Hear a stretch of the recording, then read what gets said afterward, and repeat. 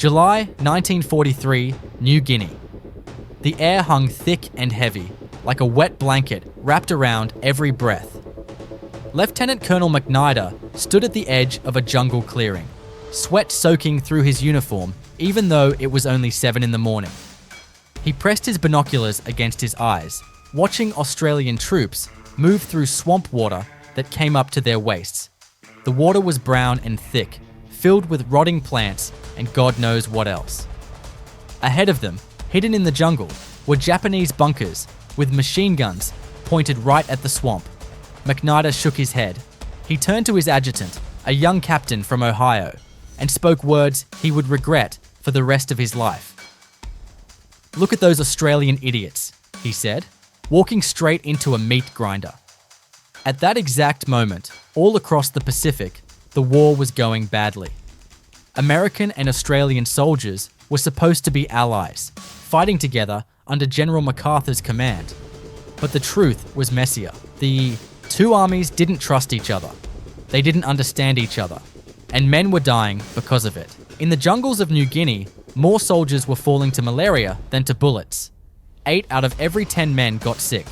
The few who stayed healthy had to fight Japanese soldiers who had been dug into these hills for months. The Japanese had built bunkers from logs and concrete.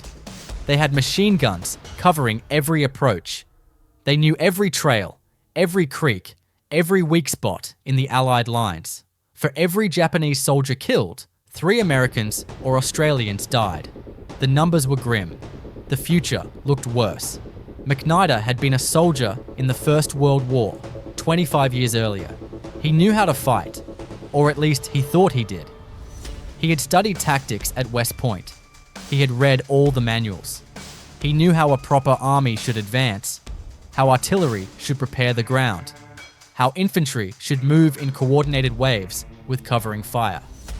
What he was watching through his binoculars looked nothing like that. The Australians seemed to be ignoring every rule he had ever learned. They were advancing in broad daylight through open swamp water. They had no artillery support. They weren't even moving in proper formation. To MacNider, it looked like suicide. It looked like the kind of mistake that got entire companies wiped out. But MacNider didn't know that what he was seeing wasn't the real attack at all. As the sun climbed higher and the heat became unbearable, MacNider kept watching. He saw the Australians disappear into the jungle on the far side of the swamp.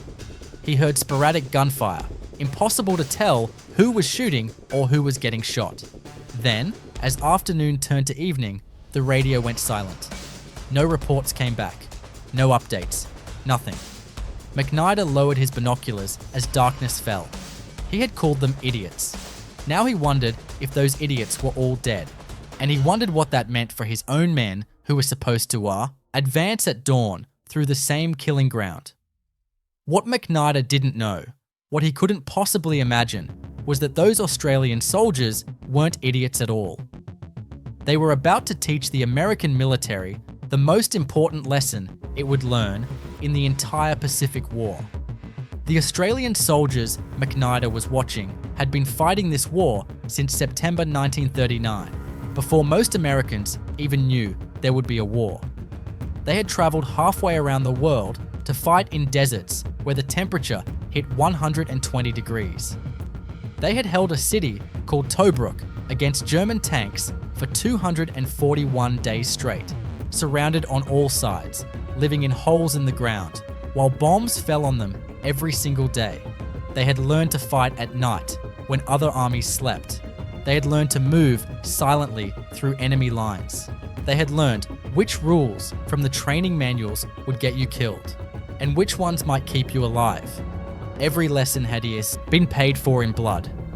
The men of the 7th Australian Division weren't parade ground soldiers. They didn't salute officers in combat zones because a salute told enemy snipers exactly who to shoot. To American observers, this looked like poor discipline. What it actually was 3 years of combat experience distilled down to its purest form. Everything that didn't help you survive had been stripped away. When American forces arrived in the Pacific In 1942 and 1943, they brought an overwhelming amount of equipment and supplies. American soldiers ate 3 hot meals every day. They got regular mail from home. They had the newest rifles, the best radios, and enough ammunition to fight for months. Australian soldiers, by contrast, often went weeks without resupply. They made do with half rations. They carried weapons they had captured from dead Japanese soldiers because their own government couldn't send them enough guns. The contrast was stark. Americans looked well-fed, well-equipped, and well-rested. Australians looked tired, hungry, and worn down. But looks can be deceiving. The cultural differences went even deeper. American officers had learned their tactics in classrooms and training exercises back in the United States. Most of their training focused on fighting in Europe, on open ground with clear lines of battle. The jungle was different.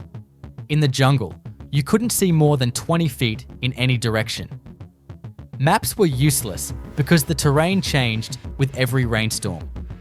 Radio signals got blocked by the thick canopy of trees overhead. All the advantages of American technology seemed to disappear in the green hell of New Guinea. Australian officers, on the other hand, had learned their tactics the hard way, by trial and error, by watching their friends die and figuring out what went wrong. They knew the jungle wasn't their enemy. It was a tool. If you learned to use it, you could make the enemy fight on your terms instead of his.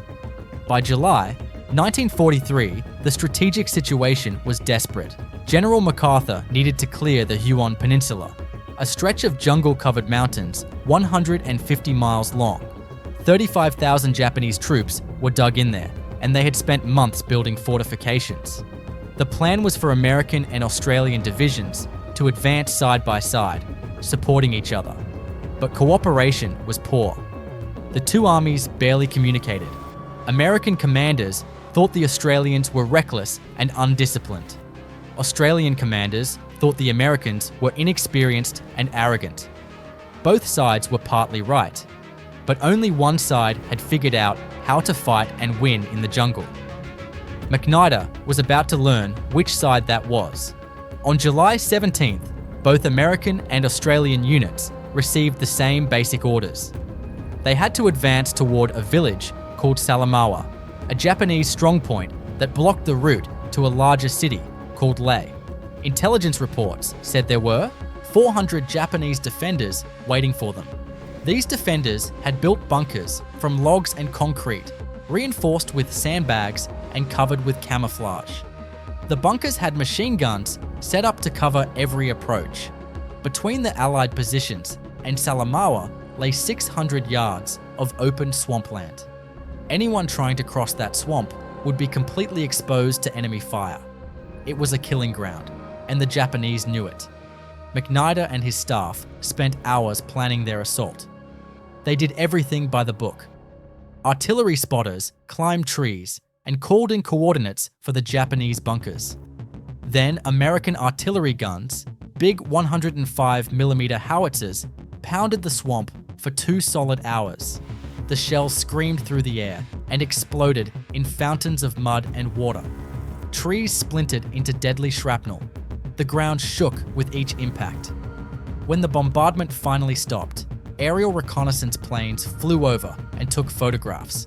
The photos showed several bunker positions completely destroyed. MacNider's plan was simple and sensible. His men would advance at first light under covering fire from mortars and machine guns. They would establish a fire base on solid ground, then carefully probe the Japanese defenses to find weak points. It was textbook military tactics, the kind taught at every officer school in America. Brigadier Hammer, the Australian commander, looked at the same terrain and came to a completely different conclusion. His scouts had been watching the Japanese positions for 3 days. They noticed something the American analysts had missed. The Japanese had positioned their strongest defenses facing the swamp because they expected the attack to come from there. But their jungle flank, the side covered by dense vegetation that seemed impossible to cross, was much more lightly defended. The Japanese thought nobody could get through that terrain. Hammer's scouts also noticed a pattern. Every time the Americans fired artillery, the Japanese pulled back from their bunkers and hid in deeper tunnels. Then, when the shelling stopped, they came back out and reoccupied the same positions. They were smart and disciplined. Artillery alone wouldn't stop them. Hammer made his decision. His men would ignore the obvious approach through the swamp. Instead, they would move at 2 a.m. using complete darkness, through the jungle the Japanese considered impassable. This is what MacNider saw through his binoculars that day. He saw Australian troops moving through the swamp water in broad daylight. He saw them seemingly exposed, apparently walking straight toward prepared enemy positions. What he didn't see was that this was only part of the plan. The men in the swamp were volunteers, a sacrifice company whose job was to draw Japanese attention. While the enemy watched them, the real assault force was positioning itself in the jungle, moving through terrain so thick the Japanese couldn't imagine anyone getting through it. MacNider watched until darkness fell. The temperature was 95 degrees. The humidity made it feel like breathing underwater. The smell of explosives and rotting vegetation hung in the air like a physical presence. He heard scattered rifle fire echoing through the jungle, but he couldn't tell who was shooting or who was winning. Radio contact with the Australian units became fragmentary, then stopped completely. As night came, MacNider lost all visual contact. The jungle swallowed everything. Had those Australian idiots just gotten themselves killed? And if they had, what chance did his own men have when they advanced at dawn? At 2:47 a.m, a crackle of static broke the silence in American headquarters. A radio operator, half asleep at his post, suddenly sat up straight. The message coming through was fragmentary, broken up by interference, but the key words were clear. Australian forward scouts had reached positions 200 yards behind the main Japanese defensive line. MacNider, roused from his cot, stared at the radio operator in disbelief. Behind the line? That was impossible. The jungle in that direction was so thick you couldn't walk 10 feet without getting tangled in vines. The ground was steep, muddy, and treacherous. No unit could move through that terrain in daylight, let alone in total darkness. But the Australians had done exactly that. They had moved through the impossible jungle using skills learned over 3 years of night operations. They travelled in complete silence. No radio chatter, no spoken commands louder than a whisper. They communicated with hand signals they had practiced until every man could read them by feel in absolute darkness. Each soldier knew exactly where the man in front of him was, even when they couldn't see their own hands in front of their faces. They moved slowly, carefully, testing each footstep before putting their weight down. Branches that would snap and give them away were gently moved aside or carefully stepped over. They had learned this the hard way, watching friends die when noise gave away their positions. Now it was second nature. At 3:15 in the morning, the Australian troops attacked. The Japanese defenders were facing the wrong direction. They had their machine guns and rifles pointed toward the swamp, waiting for the dawn assault they knew was coming. They never imagined the enemy could appear behind them. The assault lasted 17 minutes. In the darkness, Australian soldiers threw grenades into bunkers, rushed in with bayonets and knives, and fought hand-to-hand with an enemy that barely understood what was happening. The Japanese had spent 3 months building these fortifications. The Australians destroyed them in less time than it takes to eat breakfast.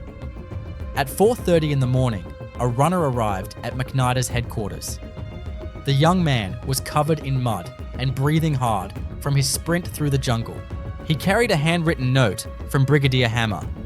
MacNider unfolded the paper with shaking hands. The message was short and professionally polite. It said the Japanese positions had been neutralized. The approach to Salamaua was clear. MacNider's battalion could advance without opposition. Hammer suggested waiting for daylight for safety reasons. The words were respectful, but MacNider understood the deeper message. The Australians had done the job for him. They had accomplished what should have been impossible and made it look easy. Over the next few hours, as reports came in, MacNider learned the full extent of his mistake. Australian casualties were 12 wounded and 0 killed. Japanese casualties were more than 380 dead, with their entire defensive line collapsed. The Australian soldiers MacNider had seen in the swamp, the ones he called idiots, were volunteers who knew they would draw enemy fire.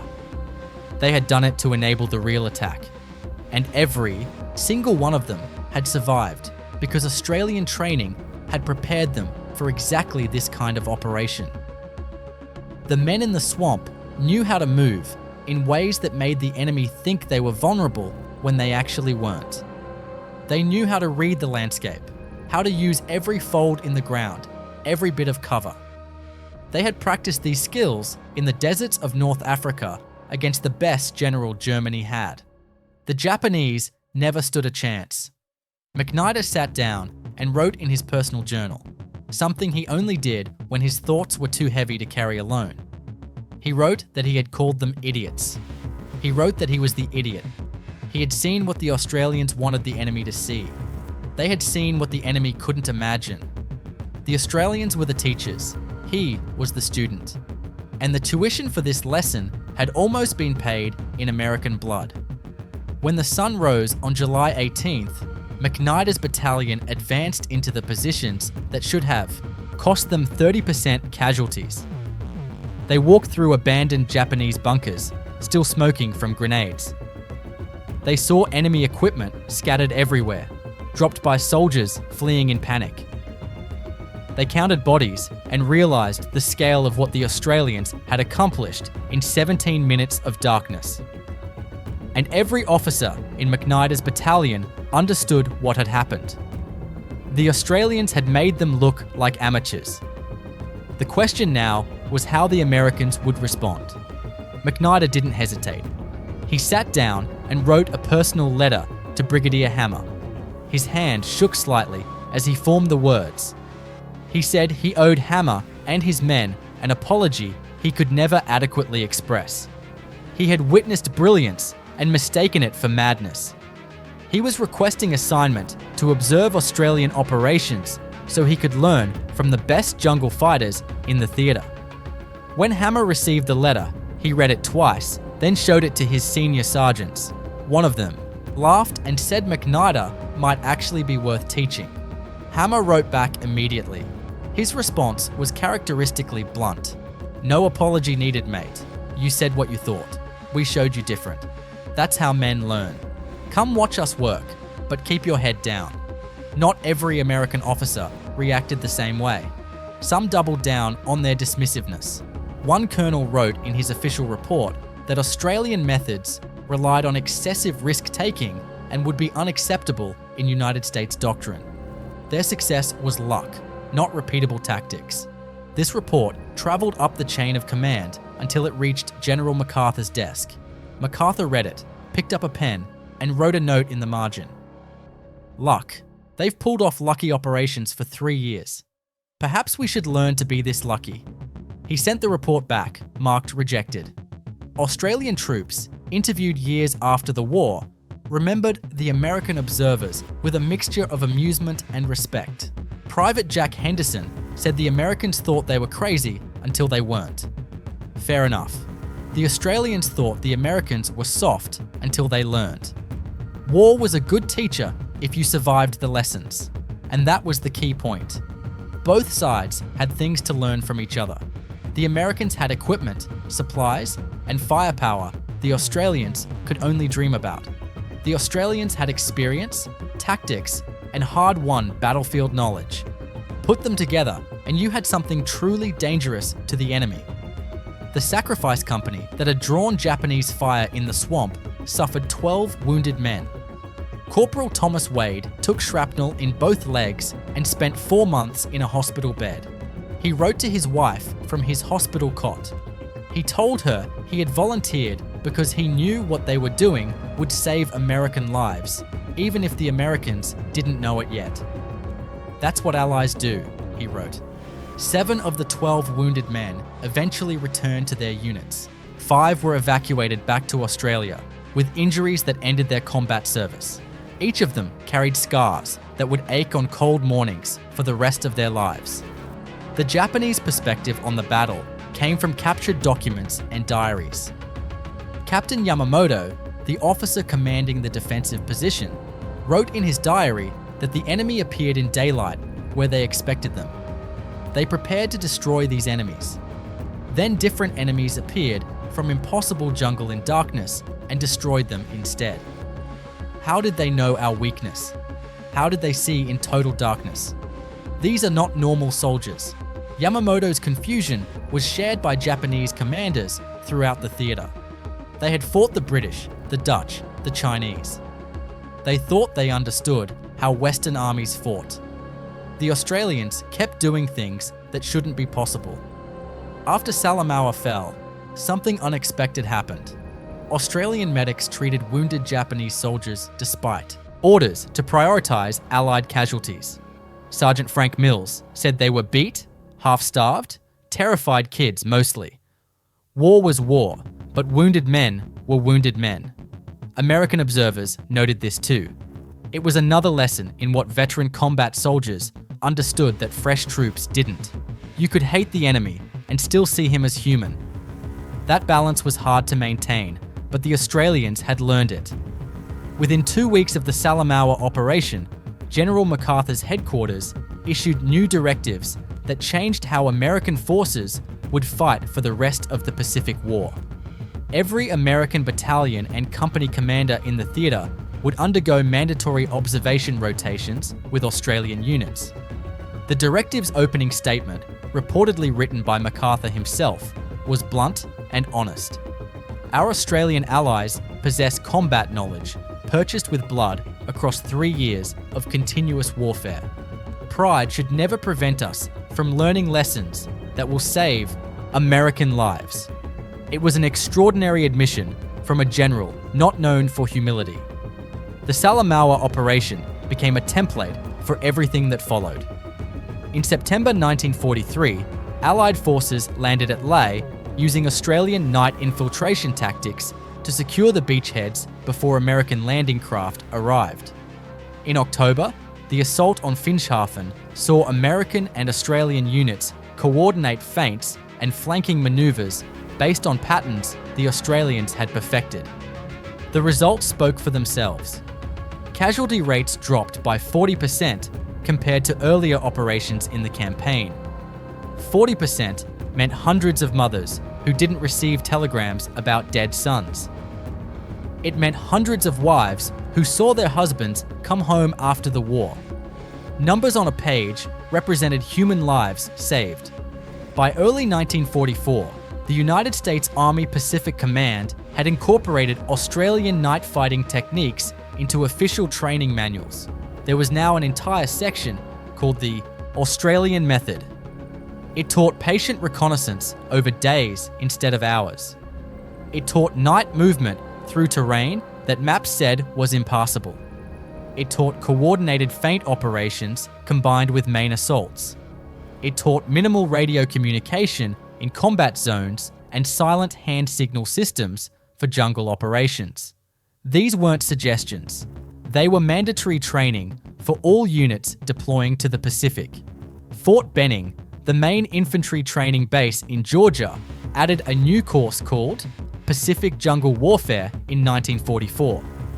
Some of the instructors were Australian soldiers brought over specifically to teach. The relationship between American and Australian forces transformed completely. Before Salamaua, interactions were marked by mutual suspicion and cultural friction. After Salamaua, American troops actively sought out Australian advice. Letters sent home reflected the change. Private James Morton from Iowa wrote to his parents that he used to think the Aussies were undisciplined. Now he realized they had stripped discipline down to what actually mattered: staying alive and killing the enemy. Everything else was decoration. Australian troops noticed the difference too. Sergeant Bill Chitty wrote in his diary that the Yanks started listening after Salamaua. Good on them. They had the gear and the numbers. We had the experience. Put them together and you've got something. Even the enemy noticed the change. Japanese intelligence reports from late 1943 showed increasing concern about Allied tactical evolution. One report noted that American forces previously advanced predictably, allowing effective defensive preparation. Recent operations show Australian unpredictability combined with American firepower. This combination is highly dangerous. The Japanese were learning what the Americans had learned. Underestimating the Australians was a fatal mistake. The combined force of Australian experience and American resources was more than the sum of its parts. The impact went beyond the battlefield. The American press, which had largely ignored Australian contributions to the war, suddenly discovered Australia's jungle masters. Life magazine and the Saturday Evening Post ran features on Australian troops. This created domestic pressure in America for better cooperation with allies. Politicians who had previously focused only on American achievements now praised the alliance.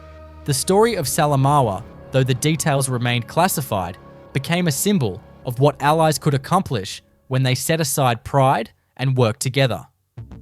Lieutenant Colonel MacNider's transformation from skeptic to advocate became the defining story of his military career. He spent 3 months embedded with Australian units, learning their methods firsthand. He slept in the same muddy foxholes. He ate the same half rations. He learned to move silently through the jungle at night, to read the terrain like a book, to think like the enemy thought. In October 1943, during the Finschhafen operation, he was wounded by Japanese shrapnel while serving alongside Australian troops. The explosion took his left eye. In the hospital, recovering from surgery, he wrote in his journal that he had lost an eye but gained vision. The Australians taught him to see war as it truly was, not as doctrine said it should be. MacNider returned to the United States in 1944, medically retired from combat duty. He could have gone home quietly and lived out his life in peace. Instead, he spent the rest of the war lecturing at military academies across America. He always began the same way. I once called the finest soldiers I ever knew idiots. Let me tell you how wrong I was. Then he would tell the story of Salamaua in vivid detail, holding nothing back, including his own arrogance and blindness.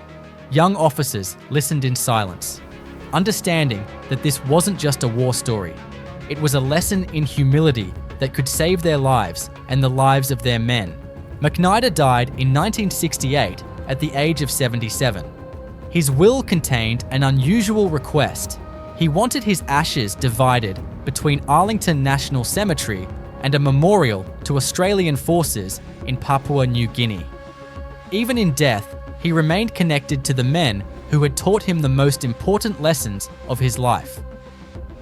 Brigadier Hammer, whose real name was George Harrington, had been a school teacher from Melbourne before the war. He enlisted in 1939 at the age of 34, older than most recruits.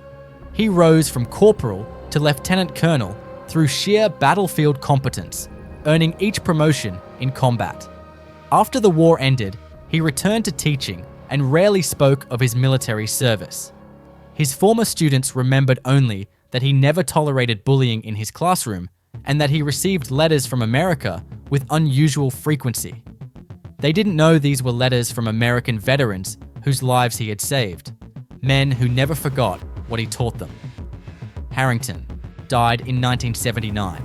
His funeral drew representatives from the United States 41st Infantry Division who traveled all the way to Australia to honor him.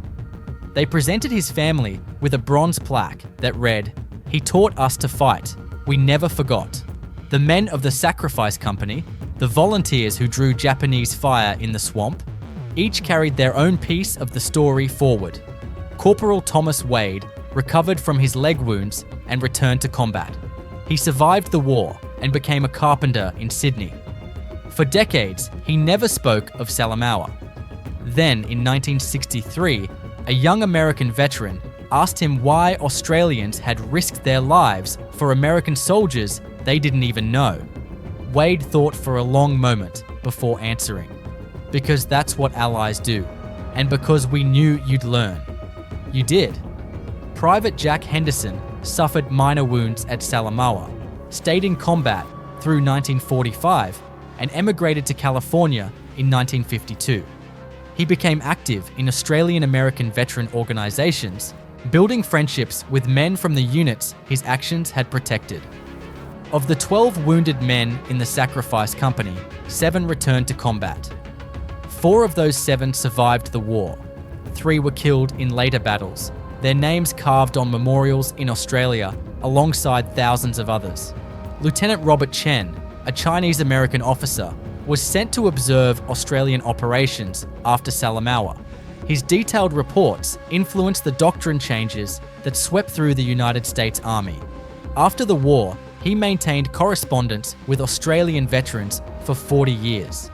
In a 1985 interview, when he was an old man with white hair and a gentle smile, he said that Salamaua taught him military excellence wasn't about perfect formations or crisp salutes. It was about adapting, surviving, and accomplishing the mission. The Australians were masters at this because they'd had no choice but to learn. Chen died in 1992, and his funeral included an honour guard of Australian veterans who flew to America to pay their respects to a man who had listened and learned. In 1945, as the Pacific War ended and soldiers began coming home, the United States Army conducted an official review of combat operations. The classified report, later released to the public in 1975, contained a section titled Lessons Learned from Allied Forces. The section on Australian contributions was brutally honest. Australian tactical doctrine in jungle warfare proved superior to our own and was successfully integrated into United States Pacific operations. This integration measurably reduced casualties and increased operational success rates. The initial resistance to learning from our allies cost American lives. Future operations must prioritize tactical effectiveness over national pride. It was an admission that would have been unthinkable before Salamaua. Memorials and monuments grew from the story like trees from seeds. In 1952, a memorial was erected at Salamaua, jointly funded by Australian and American veteran organizations. The inscription was simple but powerful. Here, allies learned from each other. Here, pride gave way to wisdom. Here, soldiers of different nations became brothers. In 1988, Fort Benning in Georgia added a plaque at the infantry school honoring the Australian instructors who taught jungle warfare tactics to American forces. The words read, "They taught us to see differently, to fight smarter, to bring our men home alive." At the Australian War Memorial in Canberra, an exhibit displays MacNider's letter of apology to Brigadier Harrington alongside Harrington's response. 2 pieces of paper that tell the whole story of how enemies became allies and allies became brothers. The lessons of Salamaua echoed through every war that followed. In Korea from 1950 to 1953, American forces used night operations and infiltration tactics learned from the Australians against Chinese forces. In Vietnam from 1965 to 1973, early Australian advisory teams taught similar lessons to a new generation of United States soldiers, though these lessons were often forgotten and had to be relearned at terrible cost. Even today, United States Special Operations Forces study the Salamaua operation as a case study in tactical adaptation and inter-allied cooperation. The story refuses to die because the lesson remains vital. The legacy shaped national memory in both countries. In Australia, the New Guinea campaign became central to national identity, proof that a small nation could punch above its weight through skill and determination. Salamaua specifically symbolised Australian battlefield innovation, the ability to do the impossible when others said it couldn't be done. in the United States, the story became more complicated. Some embraced it as evidence of American ability to learn and adapt. Others preferred narratives that centered American innovation and downplayed foreign contributions. The fuller story only emerged in the 1970s and 1980s as historians gained access to previously classified documents, and aging veterans finally felt ready to talk. In 1990, a joint reunion was held in Papua New Guinea. 92-year-old MacNider, nephew of the lieutenant colonel and named in his honor, met 87-year-old Thomas Wade, the corporal who had volunteered for the Sacrifice Company 47 years earlier. They stood together at the Salamaua Memorial, two old men who had never met but whose lives had been shaped by the same 17-minute battle. MacNider said his uncle had called Wade an idiot and spent the rest of his life trying to make amends. Wade smiled, his face lined with age and memory. "Tell him he succeeded," Wade said. "We taught each other. That's what matters." The story of Salamaua is ultimately about the cost of pride and the value of humility. In war, assumptions kill. The Americans assumed superior equipment meant superior knowledge. The Australians knew that survival teaches lessons no classroom can. When the Americans set aside pride and learned, both allies became stronger.